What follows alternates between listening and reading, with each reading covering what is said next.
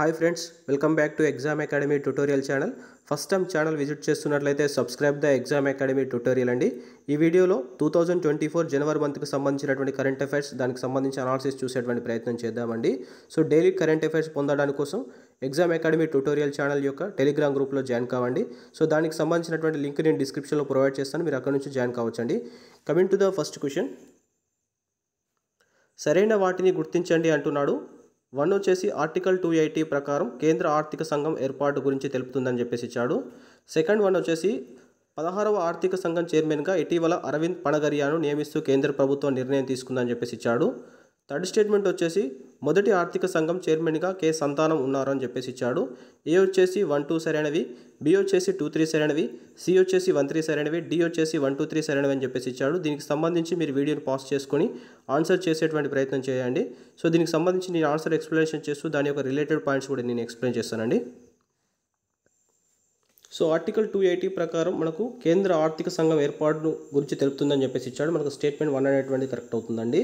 So మనకు కేంద్ర ఆర్థిక సంఘాన్ని ప్రతి 5 సంవత్సరాలకు ఒకసారి మనకు రాష్ట్రపతి నియమిస్తాడండి.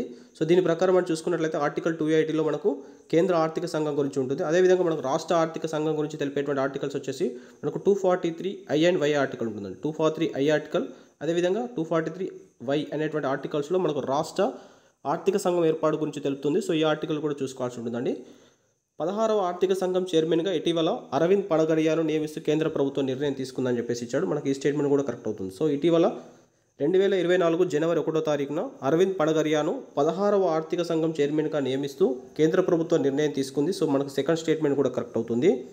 మొదటి ఆర్థిక సంఘం చైర్మన్గా కె సంతానం ఉన్నారని చెప్పేసి ఇచ్చాడు. మనకి ఈ స్టేట్మెంట్ రాంగ్ అవుతుందండి. మొదటి ఆర్థిక సంఘం చైర్మన్గా ఉన్నటువంటి వ్యక్తి వచ్చేసి మనకు కేసీ నియోగి వచ్చేసి మనకు మొదటి ఆర్థిక సంఘం చైర్మన్గా ఉన్నారు. సో దీని ప్రకారం మనకి ఇచ్చినటువంటి స్టేట్మెంట్లో 1, 2 మాత్రమే సరైనది కాబట్టి ఆప్షన్ ఏ అనేటువంటి దీనికి సంబంధించి కరెక్ట్ ఆన్సర్ అవుతుందండి. సో మనకు కేంద్ర ఆర్థిక సంఘంలో మనకు సభ్యులు చూసుకున్నట్లయితే ఒక చైర్మన్ ప్లస్ 4 సభ్యులు ఉంటారండి. ఒక చైర్మన్ దాంతో పాటుగా 4 సభ్యులు ఉంటారు. అదనంగా మనకు ఒక CEO ఉంటారు, చీఫ్ ఎగ్జిక్యూటివ్ ఆఫీసర్ అని చెప్పేసి ఒకరు ఉంటారు. సో మనకి చైర్మన్ కావచ్చు, అదేవిధంగా సభ్యులను నియమించేటువంటి అధికారం మనకు ఎవరికి ఉంటుందంటే రాష్ట్రపతికి ఉంటుంది. రాష్ట్రపతిని వీరిని నియమిస్తాడు. ప్రతి 5 సంవత్సరాలకు సంబంధించి ఒక్కొక్క ఆర్థిక సంఘాన్ని ఏర్పాటు చేసేటువంటి అధికారం మనకు రాష్ట్రపతికి ఉంటుంది. సో ఇట్లా మనకు 16 ఆర్థిక సంఘంకు చైర్మన్గా ఇటీవల మనకు అరవింద్ పనగరియా నియమించడం జరిగింది.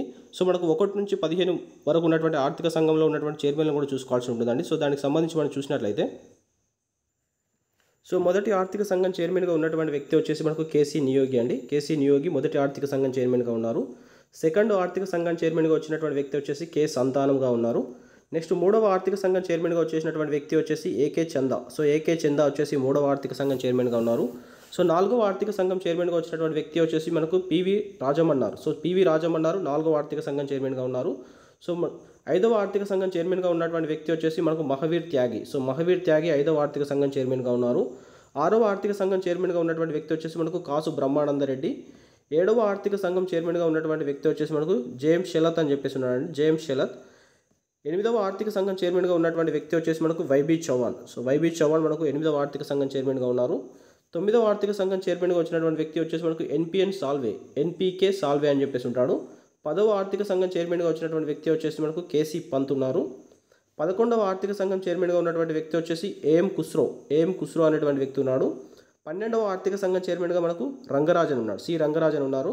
మనకు 13 నుంచి చూసుకోవాల్సి ఉంటుందండి. 13 నుంచి వచ్చేసి మనకు విజయ్ కేల్కర్, 13వ చైర్మన్ వచ్చేసి మనకు విజయ్ కేల్కర్ ఉన్నారు. అదేవిధంగా 14వ వచ్చేసినటువంటి వ్యక్తి వచ్చేసి మనకు వై వేణుగోపాల్ రెడ్డి వచ్చేసి మనకు 14వ ఆర్థిక సంఘం చైర్మన్గా ఉన్నారు. 15వ ఆర్థిక సంఘం చైర్మన్గా ఉన్నటువంటి వ్యక్తి వచ్చేసి మనకు ఎన్కే సింగ్. అదేవిధంగా మనకు 16వ చైర్మన్గా వచ్చేసి మనకు అరవింద్ పనగరియాను ఇటీవల నియమిస్తూ మనకు కేంద్ర ప్రభుత్వం నిర్ణయం తీసుకుంది కాబట్టి సో 1 నుంచి 16 వరకు ఉన్నటువంటి మనకు చైర్మన్లను చూసుకోవాల్సి ఉంటుంది.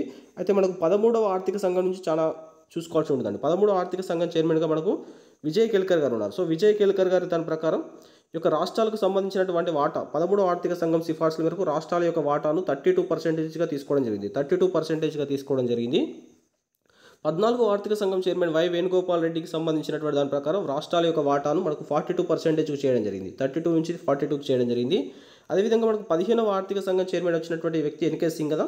సో దీనికి సంబంధించి మనకు 41% చేయడం జరిగింది. సో ఇవి మనం చూసుకోవాల్సి ఉంటుందండి. విజయ్ కేల్కర్ కమిటీ మనకు 13వ ఆర్థిక సంఘం ప్రకారం రాష్ట్రాల యొక్క వాటా 32%, అదేవిధంగా మనకు వై వేణుగోపాల్ రెడ్డికి సంబంధించినటువంటి 14వ ఆర్థిక సంఘం ప్రకారం రాష్ట్రాల యొక్క వాటా 42%. అదేవిధంగా మనకు 15వ ఆర్థిక సంఘం ఎన్కే సింగ్ ప్రకారం మనకు రాష్ట్రాల యొక్క వాటా 41%. అందులో మనకు 41% ప్లస్ 1% వచ్చేసి మనకు జమ్మూ కాశ్మీర్కు కేటాయింపు చేయడం జరిగింది. సో ఈ అన్ని అంశాలు కూడా చూసుకోవాల్సి ఉంటుంది. ఎందుకంటే ఇటీవల మనకు అరవింద్ పనగరియా గారు మనకు 16వ ఆర్థిక సంఘం చైర్మన్గా నియమించడంతో సో అది మనకు వార్తల్లోకి వచ్చినటువంటి అంశం కాబట్టి వీటికి సంబంధించినటువంటి పూర్తి డేటా చూసుకోవాల్సి ఉంటుందండి. Coming to the next question. సరైన వాటిని గుర్తించండి అంటున్నాడు. యునైటెడ్ నేషన్స్ స్టాటిస్టికల్ కమిషన్లో భారత్ 24వ సభ్య దేశంగా చేరిందని చెప్పేసి ఇచ్చాడు. సెకండ్ స్టేట్మెంట్లో యునైటెడ్ నేషన్స్ స్టాటిస్టికల్ కమిషన్లో భారత్ తొలిసారిగా సభ్య దేశంగా చేరిందని ఇచ్చాడు. థర్డ్ స్టేట్మెంట్లో యునైటెడ్ నేషన్స్ స్టాటిస్టికల్ కమిషన్ ప్రధాన కార్యాలయం న్యూయార్క్లో కలదని చెప్పేసి ఇచ్చాడు. ఏలో 1, 2 సరైనవి, బి వచ్చేసి 2, 3 సరైనవి, సి వచ్చేసి 1, 3 సరైనవి, డి వచ్చేసి 1, 2, 3 సరైనవి అని చెప్పేసి ఇచ్చాడు. సో దీనికి సంబంధించి మనం చూసైతే సో యునైటెడ్ నేషన్స్ స్టాటిస్టికల్ కమిషన్లో భారతదేశం వచ్చేసి 24వ సభ్య దేశంగా చేరిందని చెప్పేసి ఇచ్చాడు. మనకి ఈ స్టేట్మెంట్ అనేటువంటిది కరెక్ట్ అవుతుందండి. So United Nations Statistical commission మనకు ఎప్పుడు ఏర్పడిందని చూసుకున్నట్లయితే సో ఇది మనకు 1947లో మనకు ఐక్యరాజ్య సమితి యొక్క అనుబంధ సంస్థగా ఏర్పాటు చేయడం జరిగింది. సో ఇది మనకు ఫస్ట్ స్టేట్మెంట్ అనేటువంటిది కరెక్ట్ అవుతుందండి. సో భారతదేశం యొక్క సభ్య దేశం వచ్చేసి మనకు 2024 సో 2024 జనవరి 1 నుంచి దీని యొక్క సభ్యత్వం అనేది స్టార్ట్ కావడం జరిగింది. సో జనవరి 1 నుంచి వెళ్ళి మనకు 2027 సో 2027 డిసెంబర్ 31 వరకు దీని యొక్క సభ్యత్వం అనేది ఉంటుందండి. సో ఇట్లా మనకు 4 సంవత్సరాల వరకు దీని యొక్క సభ్యత్వం భారతదేశం యొక్క సభ్యత్వం అనేది 4 సంవత్సరాల వరకు మనకు యునైటెడ్ నేషన్స్ స్టాటిస్టికల్ కమిషన్లో సభ్యత్వం అనేది ఉంటుంది. యునైటెడ్ నేషన్స్ స్టాటిస్టికల్ కమిషన్లో భారత్ వచ్చేసి తొలిసారిగా సభ్య దేశంగా చేరిందని చెప్పేసి ఇచ్చాడు. మనకి ఈ స్టేట్మెంట్ రాంగ్ అవుతుందండి. సో మనకి భారతదేశం అనేది యునైటెడ్ నేషన్స్ స్టాటిస్టికల్ కమిషన్లో సభ్య దేశంగా చేరడం ఇది రెండోసారి. మనకు మొదటిసారిగా వచ్చేసి మనకు 2004లో సో 2004లో భారతదేశం సభ్య దేశంగా చేరింది. ఇది రెండోసారిగా భారతదేశం చేరింది కాబట్టి సెకండ్ స్టేట్మెంట్ అనేటువంటిది రాంగ్ అవుతుంది. యునైటెడ్ నేషన్స్ స్టాటిస్టికల్ కమిషన్ యొక్క ప్రధాన కార్యాలయం వచ్చేసి మనకు న్యూయార్క్లో ఉందని చెప్పేసి ఇచ్చాడు. మనకు థర్డ్ స్టేట్మెంట్ కరెక్ట్ అవుతుందండి. సో యునైటెడ్ నేషన్స్ స్టాటిస్టికల్ కమిషన్కి సంబంధించి ప్రధాన కార్యాలయం మనకు న్యూయార్క్లో ఉంది. సో దీని ప్రకారం మనం చూసుకున్నట్లయితే స్టేట్మెంట్ 1, 3 మాత్రమే సరైనది కాబట్టి మనకు ఆప్షన్ సి అనేటువంటి దీనికి సంబంధించి కరెక్ట్ ఆన్సర్ అవుతుందండి. సో మనకు భారతదేశం వచ్చేసి 2024 జనవరి 1 నుంచి యునైటెడ్ నేషన్స్ స్టాటిస్టికల్ కమిషన్లో సభ్య దేశంగా ఉంది. 4 సంవత్సరాల పాటు భారతదేశం యొక్క సభ్యత్వం అనేటువంటిది ఉంటుంది. సో మనకి ఇది యునైటెడ్ నేషన్స్ స్టాటిస్టికల్ కమిషన్లో భారతదేశం సభ్యత్వం వహించడం అనేటువంటిది ఇది రెండోసారిగా జరిగింది. మనకు మొదటిసారిగా వచ్చేసి 2004లో జరిగిందండి. సో ఇవంతా కూడా మనం చూసుకోవాల్సి ఉంటుంది. Coming to the next question అండి. సరైన వాటిని గుర్తించండి అంటున్నాడు. బ్రిక్స్ తొలిసారిగా 2009లో 4 దేశాలతో ఏర్పాటు చేయబడిందని ఇచ్చాడు. సెకండ్ వచ్చేసి 2010లో దక్షిణాఫ్రికా 5వ దేశంగా చేరిందని చెప్పేసి ఇచ్చాడు. 2004 జనవరి 1న మరొక 6 దేశాలు సభ్య దేశాలుగా చేరినాయని చెప్పేసి ఇచ్చాడు.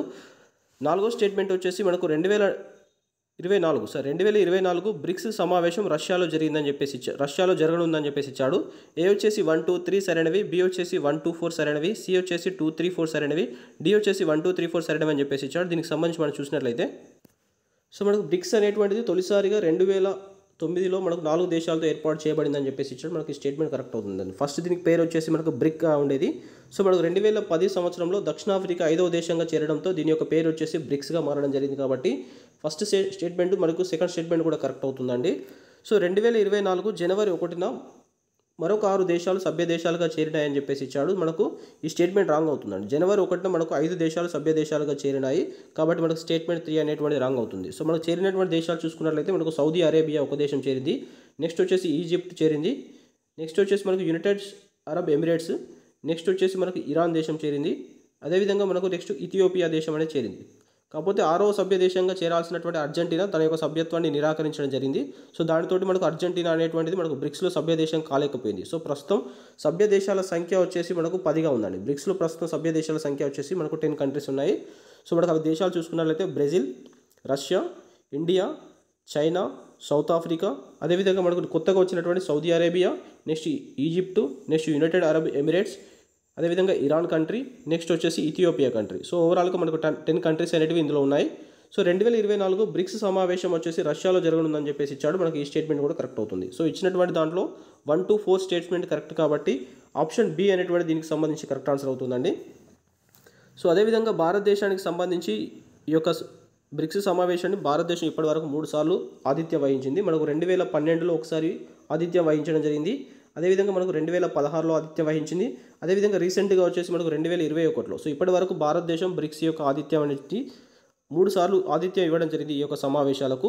సో 2023లో సంబంధించి, సో 2023కు సంబంధించి ఈ యొక్క సమావేశం మనకు సౌత్ ఆఫ్రికాలో జరిగిందండి. సౌత్ ఆఫ్రికాలో ఉన్నటువంటి జోహెన్స్బర్గ్లో ఈ యొక్క సమావేశం జరిగింది. 2024కు సంబంధించి రష్యాలో ఇది జరగనుంది. సో ఇవన్నీ కూడా మనం చూసుకోవాల్సి ఉంటుందండి. Coming to the next question. సరైన వాటిని గుర్తించండి అంటున్నాడు. పిఎస్ఎల్వి C-57 వాహక నౌక ద్వారా ఆదిత్య L1 ప్రయోగాన్ని ఇస్రో సెప్టెంబర్ 2, 2023న ప్రయోగించిందని ఇచ్చాడు. సెకండ్ స్టేట్మెంట్లో జనవరి 6, 2024న Aditya L1 long range point 1ని చేరుకుందని చెప్పేసి ఇచ్చాడు. ఆదిత్య L1 మిషన్లో మొత్తం 6 పేలోడ్స్ కలవు అని చెప్పేసి ఇచ్చాడు. ఏలో 1, 2 సరైనవి, బి వచ్చేసి 2, 3 సరైనవి, సి వచ్చేసి 1, 3 సరైనవి, డి వచ్చేసి 1, 2, 3 సరైనవి అని చెప్పేసి ఇచ్చాడు. సో దీనికి సంబంధించి మనం చూసినట్లయితే సో పిఎస్ఎల్వి C-57 వాహక నౌక ద్వారా ఆదిత్య L1 ప్రయోగాన్ని సెప్టెంబర్ 2, 2023న ఇస్రో ప్రయోగించిందని చెప్పేసి ఇచ్చాడు. ఇందులో ఉన్నటువంటి అన్ని అంశాలు కూడా చూసుకోవాల్సి ఉంటుందండి. మనకు ఫస్ట్ స్టేట్మెంట్ కరెక్ట్ అవుతుంది. 2024 జనవరి 6వ తారీఖున ఆదిత్య L1 అనేటువంటిది లాంగ్ రేంజ్ పాయింట్ 1ని చేరుకుందని చెప్పేసి ఇచ్చాడు. మనకి ఈ స్టేట్మెంట్ కూడా కరెక్ట్ అవుతుంది. జనవరి 6, 2024న Aditya L1 long range point 1ని చేరుకుంది. సో ఆదిత్య L1 మిషన్లో మొత్తం మనకు 6 పేలోడ్స్ కలవు అని చెప్పేసి ఇచ్చాడు. మనకి ఈ స్టేట్మెంట్ రాంగ్ అవుతుందండి. ఓవరాల్గా మనకు ఉన్నటువంటి పేలోడ్స్ వచ్చేసి 7 ఉన్నాయండి. సో దీని ప్రకారం చూసుకున్నట్లయితే 1, 2 సరైనది కాబట్టి ఆప్షన్ ఏ అనేటువంటి దీనికి సంబంధించి కరెక్ట్ ఆన్సర్ అవుతుందండి. సో మనకు ఆదిత్య L1 ప్రయోగం వచ్చేసి 2023 సెప్టెంబర్ 2న జరిగింది కదా. సో ఈ యొక్క ప్రాజెక్టు డైరెక్టర్గా మనకు ఎవరున్నారంటే నిగర్ షాజీ అనేటువంటి వ్యక్తి ఉన్నారండి. నిగర్ షాజీ అనేటువంటి వ్యక్తి మనకు దీనికి సంబంధించి డైరెక్టర్గా ఉన్నారు. సో ఉపగ్రహం యొక్క బరువు చూసుకున్నట్లయితే మనకు 1719 కేజీలు ఉందండి. 1719 కేజీస్ మనకు ఉన్నటువంటి మొత్తం 7 పేలోడ్స్ ప్లస్ దానికి సంబంధించిన శాటిలైట్ బరువు కలిపేసి 1719 కేజీస్ ఉంది. సో దీని యొక్క జీవితకాలం వచ్చేసి మనకు 5 సంవత్సరాలు ఉంటుందండి. ఈ యొక్క ఆదిత్య L1 యొక్క జీవితకాలం వచ్చేసి మనకు 5 సంవత్సరాలు ఉంటుంది. సో మనకు లాంగ్ రేంజ్ పాయింట్ 1 చేరుకోవడానికి పట్టినటువంటి సమయం వచ్చేసి 126 రోజులు. సో 126 రోజుల టైం తీసుకుందండి. అదేవిధంగా మనకు లాంగ్ రేంజ్ పాయింట్ 1కి మనకు దూరం వచ్చేసి చూసుకున్నట్లయితే మనకు 15 లక్షల కిలోమీటర్ల దూరం ఉందండి. 15 లక్షల కిలోమీటర్ల దూరంలో మనకి ఈ యొక్క లాంగ్ రేంజ్ పాయింట్ 1 అనేటువంటిది ఉంది. సో ఇది భారతదేశం పంపించినటువంటి తొలి అబ్జర్వేటరీ సాటిలైట్గా మనం చూసుకోవాల్సి ఉంటుంది. భారతదేశం పంపించినటువంటి తొలి అబ్జర్వేటరీ సాటిలైట్గా మనం ఆదిత్య L1ను చూసుకోవాల్సి ఉంటుంది. సో నేను ఆదిత్య L1కి సంబంధించి కానీ చంద్రయాన్ 3కి సంబంధించి నేను సపరేట్ వీడియోస్ చేయడం జరిగింది. దానికి సంబంధించి మీరు వీడియోస్ చూడాలనుకున్నట్లయితే ఈ యొక్క ఛానల్ లోగో మీద క్లిక్ చేసి ప్లేలిస్ట్లో సైన్స్ అండ్ టెక్నాలజీ ప్లేలిస్ట్కి సంబంధించి ఓపెన్ చేసినట్లయితే దానికి సంబంధించి మీరు పూర్తిగా ఆదిత్య L1కి సంబంధించి కానీ చంద్రయాన్ 3కి సంబంధించి కానీ పూర్తి వివరాలు తెలుసుకోవడానికి వీలుగా ఉంటుందండి. సో అదేవిధంగా మనకి ఇదే జనవరి మంత్లో పిఎస్ఎల్వి C-58 అనేటువంటి ప్రయోగం కూడా చేయడం జరిగిందండి. పిఎస్ఎల్వి C-58 వచ్చే ప్రయోగం కూడా మనకు ఈ యొక్క ఇయర్లో చేయడం జరిగింది. ఇది మనకు జనవరి 1, 2024 తారీఖు చేయడం జరిగింది. సో దానికి సంబంధించినటువంటి పంపించినటువంటి శాటిలైట్ వచ్చేసి మనకు ఎక్స్పో శాటిలైట్ అండి. సో ఎక్స్పో శాటిలైట్ అనేటువంటి ప్రయోగం 2024 జనవరి 1న పిఎస్ఎల్వి C-58 వాహక నౌక ద్వారా పంపించడం జరిగింది. సో దీని యొక్క ఉపయోగం వచ్చేసి ఏంటంటే కృష్ణ బిలం పైన అధ్యయనం చేయడం కోసం పంపించడం జరిగింది. ఇస్రో పంపించడం జరిగింది. ఇది విజయవంతమైనటువంటి ప్రయోగంగా చూసుకోవాల్సి ఉంటుంది. సో ఇక్కడ 2 ప్రయోగాల గురించి చెప్పాను. పిఎస్ఎల్వి C-57 వాహక నౌక ద్వారా ఆదిత్య L1 ప్రయోగము, పిఎస్ఎల్వి C-58 వాహక నౌక ద్వారా ఎక్స్పో శాటిలైట్ని పంపించడం జరిగింది. ఈ యొక్క 2 ప్రయోగాలకు సంబంధించి మనకు జనవరికి సంబంధించినటువంటి ఫస్ట్ వీక్లో వచ్చినటువంటి అప్డేట్స్ కింద మనం చూసుకోవాల్సి ఉంటుందండి. Coming to the next question. సరైన వాటిని గుర్తించండి అంటున్నాడు. స్టేట్మెంట్ 1 వచ్చేసి డిజర్ట్ సైక్లోన్ 2024 సైనిక విన్యాసం భారత్ UAE మధ్య నిర్వహించబడిందని ఇచ్చాడు. సెకండ్ వచ్చేసి సైక్లోన్ సైనిక విన్యాసం ఇండియా, ఈజిప్ట్ దేశాల మధ్య నిర్వహించబడిందని చెప్పేసి ఇచ్చాడు. 3 వచ్చేసి వీర్ గార్డియన్ సైనిక విన్యాసం ఇండియా, జపాన్ దేశాల మధ్య నిర్వహించబడిందని చెప్పేసి ఇచ్చాడు. ఏ వచ్చేసి 1, 2 సరైనవి, బి వచ్చేసి 2, 3 సరైనవి, సి వచ్చేసి 1, 3 సరైనవి, డి వచ్చేసి 1, 2, 3 సరైనవి అని చెప్పేసి ఇచ్చాడు. సో దీనికి సంబంధించి మీరు చూసుకున్నట్లయితే సో డిజర్ట్ సైక్లోన్ అనేటువంటి సైనిక విన్యాసం భారత్ UAE మధ్య నిర్వహించబడిందని చెప్పేసి ఇచ్చాడు. మనకు ఫస్ట్ స్టేట్మెంట్ కరెక్ట్ అవుతుందండి. 2024లో మొట్టమొదటిసారిగా మనకు డిజర్ట్ సైక్లోన్ అనేటువంటి సైనిక విన్యాసాన్ని భారత్ మరియు UAE సంయుక్తంగా నిర్వహించడం జరిగింది. ఇది మనకు రాజస్థాన్లో ఉన్నటువంటి థార్ ఎడారిలో నిర్వహించడం జరిగిందండి. రాజస్థాన్లో ఉన్నటువంటి థార్ ఎడారి ప్రాంతంలో నిర్వహించడం జరిగింది. సో మనకు భారత్ UAE మధ్య తొలిసారిగా సైనిక విన్యాసం జరగడం అనేటువంటిది మనకు ఈ యొక్క సైనిక విన్యాసం జరగడం అనేటువంటిది ఇదే తొలిసారి అండి. సో ఫస్ట్ టైం నిర్వహించడం జరిగింది కాబట్టి దీనికి సంబంధించి పేరు చూసుకోవాల్సి ఉంటుంది. పార్టిసిపేటెడ్గా దేశాలు కూడా చూసుకోవాల్సి ఉంటుందండి. అదేవిధంగా మనకు సైక్లోన్ సైనిక విన్యాసం వచ్చేసి ఇండియా, ఈజిప్ట్ దేశాల మధ్య నిర్వహించబడిందని చెప్పేసి ఇచ్చాడు. మనకు సెకండ్ స్టేట్మెంట్ కూడా కరెక్ట్ అవుతుంది. సో ఇది మనకు చూసుకున్నట్లయితే 2023లో సో 2023లో ఈ యొక్క దీనికి సంబంధించినటువంటి ఈ యొక్క సైనిక విన్యాసం అనేటువంటి నిర్వహించబడింది. సో ఇండియా మరియు ఈజిప్ట్ దేశాల మధ్య తొలిసారిగా నిర్వహించబడినటువంటి సైనిక విన్యాసం కూడా మనకు సైక్లోన్ సైనిక విన్యాసంగా చూసుకోవాల్సి ఉంటుందండి. ఇది కూడా మనకు ఈజిప్ట్ మరియు ఇండియా మధ్య తొలిసారిగా సైనిక విన్యాసం అనేటువంటి నిర్వహించడం జరిగింది. మనకు 2023లో నిర్వహించడం జరిగింది కాబట్టి దానికి సంబంధించి కూడా చూసుకోవాల్సి ఉంటుంది. అదేవిధంగా వీర్ గార్డియన్ సైనిక విన్యాసం వచ్చేసి ఇండియా, జపాన్ దేశాల మధ్య నిర్వహించబడిందని చెప్పేసి ఇచ్చాడు. సో మనకు థర్డ్ స్టేట్మెంట్ కూడా కరెక్ట్ ఉంటుంది. కాకపోతే వీర్ గార్డియన్ సైనిక విన్యాసం కూడా మనకు 2023లోనే నిర్వహించడం జరిగింది. సో నేను 2023కు సంబంధించినటువంటి వివిధ దేశాలతో నిర్వహించబడినటువంటి సైనిక విన్యాసాలకు సంబంధించి నేను సపరేట్గా ఒక వీడియోని చేసేటువంటి ప్రయత్నం చేస్తానండి. కాకపోతే 2024కు సంబంధించినటువంటి మొట్టమొదటి సైనిక విన్యాసం వచ్చేసి డిజర్ట్ సైక్లోన్ అనేటువంటిది మనకు వార్తల్లోకి వచ్చింది కాబట్టి సో దీనికి సంబంధించి మనం చూసుకున్నట్లయితే ఇండియా యుఏఈ మధ్య నిర్వహించబడడం జరిగింది. అదేవిధంగా దీనికి సంబంధించి రాజస్థాన్లోని తార్ ఎడారిలో నిర్వహించడం జరిగింది. సో దీనికి సంబంధించి ఇచ్చినటువంటి 3 స్టేట్మెంట్ కూడా కరెక్ట్ కాబట్టి ఆప్షన్ డి అనేటువంటి దీనికి సంబంధించి కరెక్ట్ ఆన్సర్ అవుతుందండి. Coming to the next question. 81వ గోల్డెన్ గ్లోబ్ పురస్కారాలకు సంబంధించి క్రింది వాటిలో సరైన వాటిని జతపరచండి అని అంటున్నాడు. జాబితా 1, జాబితా 2 అని ఇచ్చాడు. 1 వచ్చేసి ఉత్తమ చిత్రము, 2 వచ్చేసి ఉత్తమ హాస్య చిత్రము, 3 వచ్చేసి ఉత్తమ నటుడు, 4 వచ్చేసి ఉత్తమ నటి అని చెప్పేసి ఇచ్చాడు. ఏ వచ్చేసి పూర్ థింగ్స్ ఇచ్చాడు, బి వచ్చేసి ఓపెన్ హైమర్, సి వచ్చేసి మనకు సిల్సియన్ మర్ఫీ అని చెప్పేసి ఇచ్చాడు, డి వచ్చేసి లిల్లీ గ్లాడ్ స్టోన్ అని చెప్పేసి ఇచ్చాడు. ఏలో 1A 2B 3C 4D, B వచ్చేసి 1D 2C 3B 4A, సిలో 1B 2A 3C 4D, డిలో 1A 2B 3D 4C అని చెప్పేసి ఇచ్చాడు. సో దీనికి సంబంధించి మనం చూసినట్లయితే సో మనకు 81వ గోల్డెన్ గ్లోబ్ పురస్కారాలకు సంబంధించి మనకి ఇటీవల వార్తల్లోకి వచ్చింది కాబట్టి సో దీనికి సంబంధించినటువంటి కార్యక్రమం వచ్చేసి మనకు కాలిఫోర్నియా, అమెరికాలో జరగడం జరిగింది. సో దీనికి సంబంధించి 81వ గోల్డెన్ గ్లోబ్ పురస్కారాలకు సంబంధించి ఉత్తమ చిత్రము, ఉత్తమ నటుడు, ఉత్తమ నటి, అదేవిధంగా ఉత్తమ హాస్య చిత్రము, సో దీనికి సంబంధించి ఉత్తమ సహాయ నటుడు, ఉత్తమ సహాయ నటి, అదేవిధంగా ఉత్తమ దర్శకుడు, కొన్ని ఇంపార్టెంట్లో ఉన్నటువంటి వాటికి సంబంధించి మనం చూసుకోవాల్సి ఉంటుందండి. సో దీని ప్రకారం మనం చూసుకున్నట్లయితే ఉత్తమ చిత్రం వచ్చేసి మనకు ఓపెన్ హైమర్ అనేటువంటి చిత్రం నిలిచింది. ఓపెన్ హైమర్ అనేటువంటి చిత్రం మనకు ఉత్తమ చిత్రంగా నిలవడం జరిగింది. దీనికి సంబంధించి 5 కేటగిరీలో అవార్డులు రావడం జరిగింది. సో ఉత్తమ చిత్రంగా మనకు ఓపెన్ హైమర్ అనేటువంటి చిత్రం నిలిచింది. దీనికి సంబంధించి మనకు 5 కేటగిరీలో అవార్డు రావడం జరిగింది. సో అది మనకు చూసుకున్నట్లయితే మనకు ఉత్తమ చిత్రం అనేటువంటి అవార్డు వచ్చింది. అదేవిధంగా సెకండ్ వచ్చేసి ఉత్తమ నటుడు కింద అవార్డు రావడం జరిగింది. అదేవిధంగా మనకు థర్డ్ వచ్చేసి ఉత్తమ సహాయ నటుడు కింద రావడం జరిగింది. 4th వన్ వచ్చేసి ఉత్తమ దర్శకుడు, 5th వన్ వచ్చేసి ఉత్తమ స్కోర్. ఈ యొక్క 5 విభాగాలకు సంబంధించి ఓపెన్ హైమర్ అనేటువంటి సినిమాకి మనకు 81వ గోల్డెన్ గ్లోబ్ పురస్కారాల్లో అవార్డులు రావడం జరిగింది. ఉత్తమ హాస్య చిత్రం వచ్చేసి మనకు పూర్ థింగ్స్ అనేటువంటి చిత్రానికి రావడం జరిగిందండి.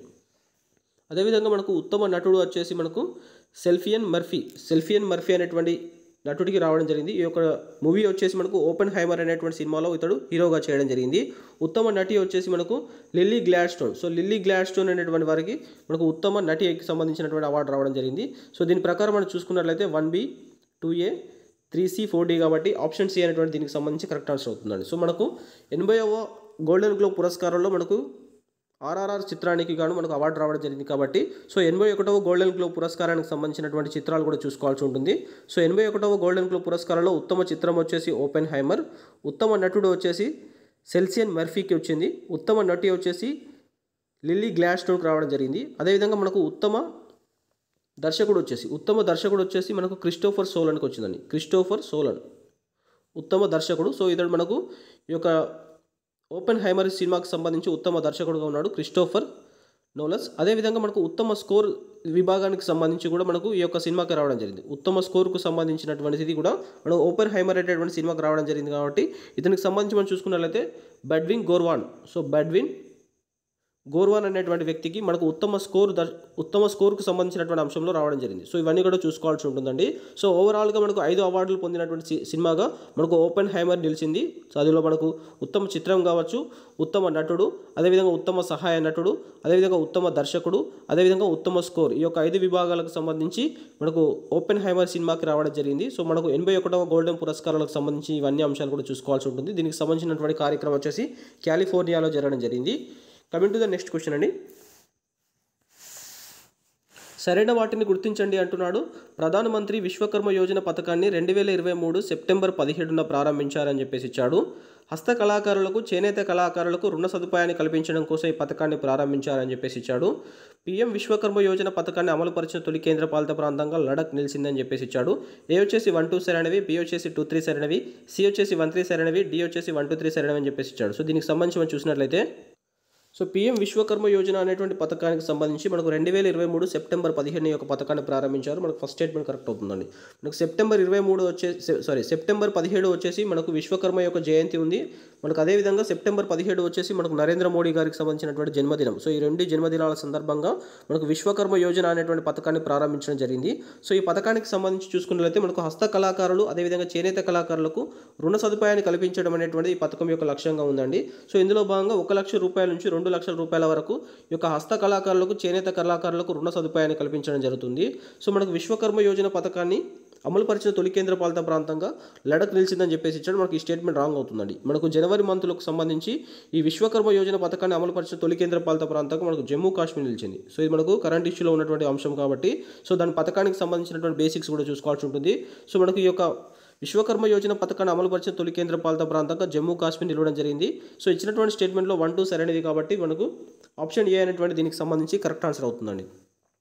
సో మనకు పీఎం విశ్వకర్మ యోజన పథకం వచ్చేసి 2023 సెప్టెంబర్ 17వ తారీఖున ప్రారంభించబడింది. విశ్వకర్మ జయంతి సందర్భంగా దీనికి సంబంధించి ప్రారంభించడం జరిగింది. సో ఇందులో భాగంగా మనకు హస్త కళాకారులకు చేనేత కళాకారులకు రుణ సదుపాయాన్ని కల్పించడం జరుగుతుంది. అదేవిధంగా దీనికి సంబంధించి మనకు ఇటీవల వార్తల్లో నిలిచినటువంటి అంశం ఏంటంటే జమ్మూ కాశ్మీర్ తొలిసారిగా యొక్క పథకాన్ని అమలుపరచడం జరిగింది. సో దీని ప్రకారం చూసుకున్నట్లయితే 1, 2 సరైనవి ఆప్షన్ ఏ అనేటువంటి దీనికి సంబంధించి కరెక్ట్ ఆన్సర్ అవుతుందండి. Coming to the next question. సరైన వాటిని గుర్తించండి అంటున్నాడు. ఆయుష్మాన్ భారత్ పథకాన్ని కేంద్ర ప్రభుత్వం 2018 సెప్టెంబర్ 23న ప్రారంభించిందని చెప్పేసి ఇచ్చాడు. ఆయుష్మాన్ భారత్ పథకంలో భాగంగా దేశ ప్రజలందరికీ 5 లక్షల రూపాయల బీమా సౌకర్యాన్ని కల్పిస్తారని చెప్పేసి ఇచ్చాడు. ఆయుష్మాన్ భారత్ అమలులో ఆంధ్రప్రదేశ్ తొలి స్థానంలో నిలిచిందని ఇచ్చాడు. ఏలో 1, 2 సరైనవి, బి వచ్చేసి 2, 3 సరైనవి, సి వచ్చేసి 1, 3 సరైనవి, డి వచ్చేసి 1, 2, 3 సరైనవి అని చెప్పేసి ఇచ్చాడు. దీనికి సంబంధించి మనం చూసినట్లయితే సో ఆయుష్మాన్ భారత్ అనేటువంటి పథకము మనకు 2018 సెప్టెంబర్ 23న ప్రారంభించబడిందని చెప్పేసి ఇచ్చాడు. మనకి ఈ స్టేట్మెంట్ అనేటువంటి కరెక్ట్ అవుతుందండి. సో మనకు ప్రధానమంత్రి నరేంద్ర మోడీ గారు మనకు జార్ఖండ్లోని రాంచీ ప్రదేశం నుంచి ఈ యొక్క పథకాన్ని స్టార్ట్ చేయడం జరిగింది. ఆయుష్మాన్ భారత్ పథకంలో భాగంగా దేశ ప్రజలందరికీ కూడా 5 లక్షల రూపాయల ఆరోగ్య బీమా అనేటువంటి కల్పిస్తారని చెప్పేసి ఇచ్చాడు. మనకి ఈ స్టేట్మెంట్ కూడా కరెక్ట్ అవుతుంది. సో మనకు జనవరి మంత్లోకి మనకు ఆయుష్మాన్ భారత్ పథకం అనేటువంటి వార్తల్లోకి రావడం జరిగింది. సో ఈ యొక్క పథకాన్ని అమలు చేసినటువంటి అమలులో విషయంలో భాగంగా తొలి స్థానంలో నిలిచినటువంటి దేశం వచ్చేసి ఆంధ్రప్రదేశ్, తొలి స్థానంలో నిలిచినటువంటి రాష్ట్రం వచ్చేసి ఆంధ్రప్రదేశ్ అని చెప్పేసి ఇచ్చాడు. మనకి స్టేట్మెంట్ కరెక్ట్ అవుతుందండి. ఆయుష్మాన్ భారత్ అనేటువంటి పథకాన్ని అమలు విషయంలో దానికి సంబంధించి మొదటి స్థానంలో నిలిచినటువంటి దేశంగా దేశంలోనే మనకు మొదటి స్థానంలో ఆంధ్రప్రదేశ్ నిలవడం జరిగింది. మనకు రెండో స్థానంలో వచ్చేసి మనకు గుజరాత్ నిలవడం జరిగింది. థర్డ్ ప్లేస్ వచ్చేసి మనకు మధ్యప్రదేశ్ నిలవడం జరిగింది. సో మనకు ఆయుష్మాన్ భారత్ యొక్క అమలు విషయంలో మనకు తెలంగాణ వచ్చేసి మనకు 10వ స్థానంలో నిలవడం జరిగింది. సో మనకు ఈ వార్తల్లో ఉన్నటువంటి అంశము. సో దీనికి సంబంధించి చూసుకున్నట్లయితే ఆయుష్మాన్ భారత్ యొక్క బేసిక్స్ చూసుకున్నట్లయితే 2018 సెప్టెంబర్ 23న మనకు దీన్ని ప్రధాని నరేంద్ర మోడీ గారు జార్ఖండ్లోని రాంచీ నుంచి ప్రారంభించడం జరిగింది. దేశ ప్రజలందరికీ కూడా 5 లక్షల రూపాయల ఆరోగ్య బీమా సౌకర్యం కల్పించడం అనేటువంటిది ఈ పథకం యొక్క ముఖ్య ఉద్దేశం. ఈ పథకానికి సంబంధించి అమలు విషయంలో మనకు దేశంలోని మొదటి స్థానంలో ఆంధ్రప్రదేశ్, రెండో స్థానంలో గుజరాత్, మూడో స్థానంలో మనకు మధ్యప్రదేశ్ నిలవడం జరిగింది. సో తెలంగాణకు సంబంధించి 10వ ర్యాంక్లో ఉండడం జరిగింది. సో దీనికి సంబంధించి మనం చూసుకున్నట్లయితే ఇచ్చినటువంటి 3 స్టేట్మెంట్ కూడా కరెక్ట్ కాబట్టి ఆప్షన్ డి అనేటువంటి దీనికి సంబంధించి కరెక్ట్ ఆన్సర్ అవుతుందండి. Coming to the next question. సరైన వాటిని గుర్తించండి అంటున్నాడు. బంగ్లాదేశ్ ప్రధానిగా షేక్ హసీనా వరుసగా 4వసారి విజయం సాధించారు అని ఇచ్చాడు. సెకండ్ వచ్చేసి బంగ్లాదేశ్లో మొత్తం పార్లమెంటరీ స్థానాల సంఖ్య 300 ఇచ్చాడు. థర్డ్ వచ్చేసి షేక్ హసీనా మీర్పూర్ నియోజకవర్గం నుంచి గెలుపొందారని ఇచ్చాడు. ఏ వచ్చేసి 1, 2 సరైనవి, బి వచ్చేసి 2, 3 సరైనవి, సి వచ్చేసి 1, 3 సరైనవి, డి వచ్చేసి 1, 2, 3 సరైనవి అని చెప్పేసి ఇచ్చాడు. దీనికి సంబంధించి మనం చూసినట్లయితే బంగ్లాదేశ్ ప్రధానిగా షేక్ హసీనా గారు 4వసారి విజయం సాధించారని చెప్పేసి ఇచ్చాడు. మనకి స్టేట్మెంట్ అనేటువంటిది కరెక్ట్ అవుతుందండి. సో మనకు బంగ్లాదేశ్ ప్రధానిగా ఇటీవల మనకు షేక్ హసీనా గారు విజయం సాధించడం జరిగింది. ఇది వరుసగా 4వసారి, కాకపోతే ఓవరాల్గా తీసుకున్నట్లయితే మనకు 5వసారి అవుతుందండి. అదేవిధంగా బంగ్లాదేశ్లో మొత్తం పార్లమెంటరీ స్థానాల సంఖ్య 300 అని చెప్పేసి ఇచ్చాడు. మనకి ఈ స్టేట్మెంట్ కూడా కరెక్ట్ అవుతుంది. సో మనకు మొత్తం ఉన్నటువంటి స్థానాల సంఖ్య మనకు 300 అయితే 223 స్థానాల్లో మనకు షేక్ హసీనాకు సంబంధించినటువంటి పార్టీ విజయం సాధించడం జరిగింది. మనకు షేక్ హసీనా పార్టీకి సంబంధించి చూసుకున్నట్లయితే మనకు Awami league, so Awami league అనేటువంటిది మనకు షేక్ హసీనా పార్టీగా ఉంది. దానికి సంబంధించి చూసుకోవాల్సి ఉంటుందండి. షేక్ హసీనా గారు మీర్పూర్ నియోజకవర్గం నుంచి గెలుపొందారని చెప్పేసి ఇచ్చాడు. మనకి స్టేట్మెంట్ రాంగ్ అవుతుందండి.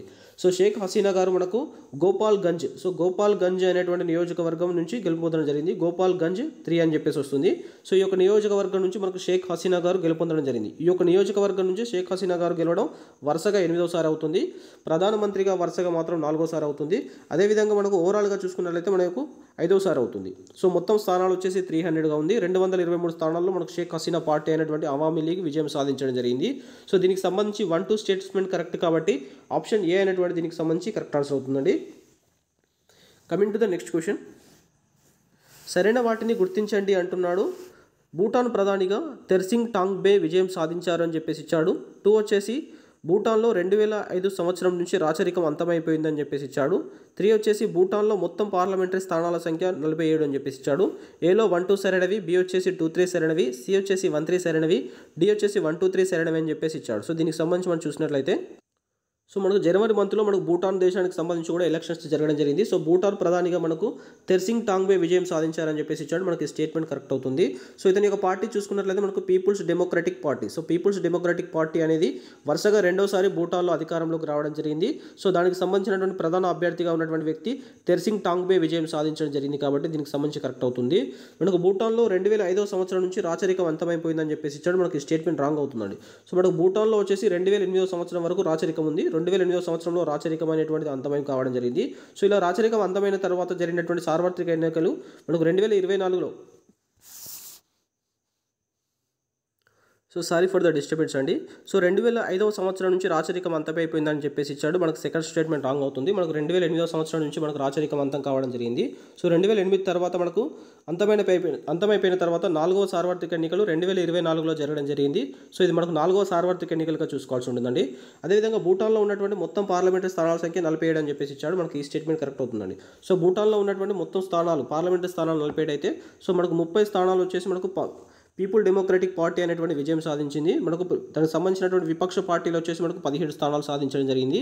సో దీనికి సంబంధించి మనం చూసుకున్నట్లయితే స్టేట్మెంట్ 1, 3 సరైనది కాబట్టి ఆప్షన్ సి అనేటువంటి దీనికి సంబంధించి కరెక్ట్ ఆన్సర్ అవుతుందండి. సో ఇది మనకు బంగ్లాదేశ్కి సంబంధించినటువంటి ఎలక్షన్స్ కావచ్చు, అదేవిధంగా భూటాన్కి సంబంధించినటువంటి ఎలక్షన్స్ వచ్చేసి మనకు ఈ జనవరి మంత్కి సంబంధించి జరగడం జరిగింది కాబట్టి సో దానికి సంబంధించి మనం చూసుకోవాల్సి ఉంటుంది. సో దీనికి సంబంధించి ఆప్షన్ సి అనేటువంటిది కరెక్ట్ ఆన్సర్ అవుతుందండి. Coming to the next question.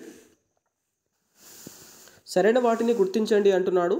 2024 జనవరి 24న గణతంత్ర దినోత్సవ వేడుకలకి ఇమాన్యుయల్ మ్యాక్రాన్ అధ్యక్షుడు అతిథిగా రానున్నారని చెప్పేసి ఇచ్చాడు. సెకండ్ స్టేట్మెంట్ వచ్చేసి ఫ్రాన్స్ ప్రధాని గ్యాబ్రియల్ అట్టల్ నియమించబడ్డాడని చెప్పేసి ఇచ్చాడు. థర్డ్ స్టేట్మెంట్ వచ్చేసి ఫ్రాన్స్లో అతి చిన్న వయసులోనే ప్రధాని అనే వ్యక్తిగా గ్యాబ్రియల్ అట్టల్ నిలిచారని చెప్పేసి ఇచ్చాడు. ఏలో 1, 2 సరైనవి, బి వచ్చేసి 2, 3 సరైనవి, సి వచ్చేసి 1, 3 సరైనవి, డి వచ్చేసి 1, 2, 3 సరైనవి అని చెప్పేసి ఇచ్చాడు. సో దీనికి సంబంధించి మనం చూసినట్లయితే సో 2024 జనవరి 26న మనకు గణతంత్ర దినోత్సవ వేడుకలకి ఇమాన్యుయల్ మ్యాక్రాన్ మనకు ఫ్రాన్స్ అధ్యక్షుడు మనకు అతిథిగా రానున్నాడు. మనకు ఫస్ట్ స్టేట్మెంట్ అనేటువంటి కరెక్ట్ అవుతుందండి. సో మనకు 2023కు సంబంధించి మనకు రిపబ్లిక్ వేడుకలకు ముఖ్య అతిథిగా వచ్చినటువంటి వ్యక్తి మనకు ఈజిప్ట్ అధ్యక్షుడు అయినటువంటి అబ్దుల్ ఆల్ ఫసే ఎల్సిసి మనకు ఈ యొక్క వ్యక్తి మనకు రావడం జరిగింది. ఈజిప్ట్ అధ్యక్షుడు అయినటువంటి అబ్దుల్ ఆల్ ఫలే ఎల్సిసి అనేటువంటి వ్యక్తి మనకు అధ్యక్షుడు ముఖ్య అతిథిగా రావడం జరిగింది. కాకపోతే 2024కు సంబంధించి చూసుకున్నట్లయితే మనకు ఇమాన్యుయల్ మ్యాక్రాన్ మనకు ఫ్రాన్స్ అధ్యక్షుడు అతిథిగా రానున్నాడు. అదేవిధంగా ఫ్రాన్స్కి సంబంధించినటువంటి ప్రధాని గ్యాబ్రియల్ అట్టల్ నియమించబడ్డాడని చెప్పేసి ఇచ్చాడు. మనకి ఈ స్టేట్మెంట్ కరెక్ట్ అవుతుందండి. సో మనకు ఫ్రాన్స్ ప్రధానిగా ఉన్నటువంటి ఇటీవల మనకు ఫ్రాన్స్ ప్రధాని రాజీనామా చేయడంతో మనకు ఫ్రాన్స్ ప్రధానికి సంబంధించి గ్యాబ్రియల్ అట్టల్ అనేటువంటి వ్యక్తిని నియమించడం జరిగింది. మనకు ఈ సెకండ్ స్టేట్మెంట్ కరెక్ట్ అవుతుందండి. సో గ్యాబ్రియల్ అట్టల్ అనేటువంటి వ్యక్తి ఫ్రాన్స్ దేశంలోనే అతి చిన్న వయసులో ప్రధాని అయినటువంటి వ్యక్తిగా గ్యాబ్రియల్ అట్టల్ నిలిచాడని చెప్పేసి ఇచ్చాడు. మనకు థర్డ్ స్టేట్మెంట్ కూడా కరెక్ట్ అవుతుంది. సో ఇచ్చినటువంటి 3 స్టేట్మెంట్ కూడా కరెక్ట్ కాబట్టి ఆప్షన్ డి అనేటువంటి దీనికి సంబంధించి కరెక్ట్ ఆన్సర్ అవుతుందండి. సో దీనికి సంబంధించి చూసుకున్నట్లయితే మనకు 2024కు సంబంధించి ఈ యొక్క జనవరి మంత్లోనే ఫ్రాన్స్ ప్రధాని మనకు రాజీనామా చేయడంతో గ్యాబ్రియల్ అట్టల్ అనేటువంటి వ్యక్తిని మనకు నియమించడం జరిగింది. ఇతడు ఫ్రాన్స్ దేశానికి సంబంధించి చిన్న వయసులోనే ప్రధాని అయినటువంటి వ్యక్తిగా మనకు రికార్డు సృష్టించడం జరిగింది. సో అదేవిధంగా ఇతడు మనకు స్వలింగ సంపర్కుడు దేశానికి సంబంధించి ప్రధాని కావడం కూడా ఇదే తొలిసారి. అదేవిధంగా మనకి ఇతడు సంబంధించి శాఖ చూసుకున్నట్లయితే ఆ దేశంలో సంబంధించి విద్యాశాఖ మంత్రిగా పనిచేయడం జరుగుతుంది. సో ఇతనికి సంబంధించి అదేవిధంగా మనం ఇమాన్యుయల్ మ్యాక్రాన్కి సంబంధించి చూస్తే ఇమాన్యుయల్ మ్యాక్రాన్ కూడా దేశ అధ్యక్షుడు అయ్యే నాటికి అతి చిన్న వయసులోనే దేశ అధ్యక్షుడు అయినటువంటి వ్యక్తిగా మనకు ఇమాన్యుయల్ మ్యాక్రాన్ ఇవ్వడం జరిగింది. సో ఇక్కడ ఇద్దరు కూడా మనకు అతి చిన్న వయసులోనే దేశ అధ్యక్షుడు అయినటువంటి వ్యక్తిగా ఇమాన్యుయల్ మ్యాక్రాన్, అదేవిధంగా దేశ ప్రధానిగా అయినటువంటి వ్యక్తి గ్యాబ్రియల్ అట్టల్ నిలిచారు. సో దీనికి సంబంధించి చూసుకోవాల్సి ఉంటుంది. అదేవిధంగా మనకు ఫ్రాన్స్కి సంబంధించి భారతదేశానికి సంబంధించినటువంటి దౌత్య సంబంధాలు కూడా చూసుకోవాల్సి ఉంటుంది. మనకు రఫేల్ యుద్ధ విమానాలు వచ్చేసి మనకు ఫ్రాన్స్ నుంచి ఇంపోర్ట్స్ చేసుకోవడం జరుగుతుంది. మనకు రఫేల్ యుద్ధ విమానాలను దసో సంస్థ అనేటువంటి నుంచి మనకు ఇంపోర్ట్ అనేటువంటి జరుగుతుంది కాబట్టి దీనికి సంబంధించి కూడా చూసుకోవాల్సి ఉంటుందండి. సో దీనికి సంబంధించి 1, 2, 3 స్టేట్మెంట్ కరెక్ట్ కాబట్టి ఆప్షన్ డి అనేటువంటి దీనికి సంబంధించి కరెక్ట్ ఆన్సర్ అవుతుందండి. Coming to the next question. సరైన వాటిని గుర్తించండి అంటున్నాడు. తెలంగాణలో 6 గ్యారంటీల అమలు కోసం బట్టి విక్రమార్క అధ్యక్షతన మంత్రివర్గ ఉపసంఘాన్ని ఏర్పాటు చేశారని ఇచ్చాడు. సెకండ్ వచ్చేసి ధరణి పోర్టల్ సమస్యల పరిష్కారం కోసం నవీన్ మిట్టల్ కన్వీనర్గా కమిటీని ఏర్పాటు చేశారని ఇచ్చాడు. ఏ వచ్చేసి 1 సరైనది, బి వచ్చేసి 2 సరైనది, సి వచ్చేసి 1, 2 సరైనవి, డి వచ్చేసి 1, 2 సరైనవి కావు అని చెప్పేసి ఇచ్చాడు. సో ఇది ప్రాంతీయ అంశం కింద చూసుకోవాల్సి ఉంటుంది. దీనికి సంబంధించి మనం చూసినట్లయితే సో తెలంగాణ రాష్ట్రంలో మనకు డిసెంబర్లో జరిగినటువంటి అసెంబ్లీ ఎన్నికల ఫలితాల భాగంగా మనకు కాంగ్రెస్ ప్రభుత్వం రేవంత్ రెడ్డి అధ్యక్షతన మనకు ప్రభుత్వాన్ని ఏర్పాటు చేయడం జరిగింది. సో అందులో భాగంగా మనకు 6 గ్యారంటీల పథకాన్ని అభయహస్తం అనేటువంటి పేరుతో ఇంప్లిమెంటేషన్ చేయబోతున్నారు. సో దానికి సంబంధించి ప్రజాపాలన అనేటువంటి పేరుతో మనకు 1 వీక్లో దానికి సంబంధించి అప్లికేషన్స్ కూడా తీసుకోవడం జరిగింది. సో దానికి సంబంధించి 6 గ్యారంటీల అమలు కోసం, ఈ 6 గ్యారంటీల యొక్క అమలు కోసం మనకు బట్టి అని తీసుకోండి. ఇక్కడ బట్టి విక్రమార్క అధ్యక్షతన మంత్రివర్గ ఉపసంఘం ఏర్పాటు చేశారని చెప్పేసి ఇచ్చాడు. మనకి ఈ స్టేట్మెంట్ కరెక్ట్ అవుతుందండి. సో మనకు బట్టి విక్రమార్క చైర్మన్గా మరియు 2 సభ్యుల అధ్యక్షతన 2 సభ్యులతో కలిసి మన యొక్క కమిటీని ఏర్పాటు చేయడం జరిగింది. మనకు ఒక వ్యక్తి వచ్చేసి దుద్దిల శ్రీధర్ బాబు ఇందులో సభ్యుడిగా ఉన్నాడు. నెక్స్ట్ సెకండ్ వ్యక్తి వచ్చేసి మనకు పొంగులేటి శ్రీనివాస్ రెడ్డి అనేటువంటి వ్యక్తి మనకు ఇందులో సభ్యుడిగా ఉన్నాడు. కాబట్టి సో దీనికి సంబంధించి చూసుకోవాల్సి ఉంటుంది. సో నేను 6 గ్యారంటీలకు సంబంధించి నేను సపరేట్గా ఒక వీడియో చేయడం జరిగింది. దానికి సంబంధించి మీరు చూడాలనుకున్నట్లయితే నేను డిస్క్రిప్షన్లో లింక్ ఇస్తాను, మీరు అక్కడి నుంచి చూసేటువంటి ప్రయత్నం చేయండి. అదేవిధంగా ధరణి పోర్టల్ యొక్క సమస్యలు తెలుసుకోవడం కోసం నవీన్ మిట్టల్ యొక్క అధ్యక్షతన మనకు కమిటీని ఏర్పాటు చేశారని చెప్పేసి ఇచ్చాడు. మనకు సెకండ్ స్టేట్మెంట్ కూడా కరెక్ట్ అవుతుందండి. సో ధరణికి సంబంధించినటువంటి సమస్యల పరిష్కారం కోసం నవీన్ మిట్టల్ అధ్యక్షతన ఒక చైర్మన్ ప్లస్ 4 సభ్యులతో కమిటీని ఏర్పాటు చేశారు. సో దీనికి సంబంధించి చూసుకున్నట్లయితే ఇచ్చినటువంటి 2 స్టేట్మెంట్ కూడా కరెక్ట్ కాబట్టి ఆప్షన్ సి అనేటువంటి దీనికి సంబంధించి కరెక్ట్ ఆన్సర్ అవుతుందండి. సో ఇందులో ఉన్నటువంటి సభ్యులు మనం చూసుకున్నట్లయితే కోదండరెడ్డి. సో మన కోదండరెడ్డి అనేటువంటి వ్యక్తి సభ్యుడిగా ఉన్నాడు. ఇతడు మనకు కిసాన్ కాంగ్రెస్ ఉపాధ్యక్షుడిగా ఉన్నాడు. అదేవిధంగా మనకు సెకండ్ వ్యక్తిగా వచ్చేసి మనకు Raymond Peter. So Raymond Peter అనేటువంటి వ్యక్తి మనకు మాజీ ఐఏఎస్ ఆఫీసర్గా ఉన్నాడు. అదేవిధంగా నెక్స్ట్ వచ్చేసి మనకు సునీల్ వచ్చేసి మనకు నల్సార్ యూనివర్సిటీకి సంబంధించినటువంటి అగ్రికల్చర్కి సంబంధించినటువంటి ప్రొఫెసర్గా ఉన్నాడు. నెక్స్ట్ ఫోర్త్ వ్యక్తి వచ్చేసి B Madhusudan. So B Madhusudan అనేటువంటి వ్యక్తి మనకు డిప్యూటీ కలెక్టర్గా ఉన్నాడు. సో ఇది మనం చూసుకోవాల్సి ఉంటుందండి. సో ఇది ప్రాంతీయ అంశం కింద మనం పరిగణలోకి తీసుకోవాల్సి ఉంటుంది. సో ఇది ఫస్ట్ టైం ఛానల్ విజిట్ చేస్తున్నట్లయితే subscribe the Exam academy tutorial channel. Thank you all అండి.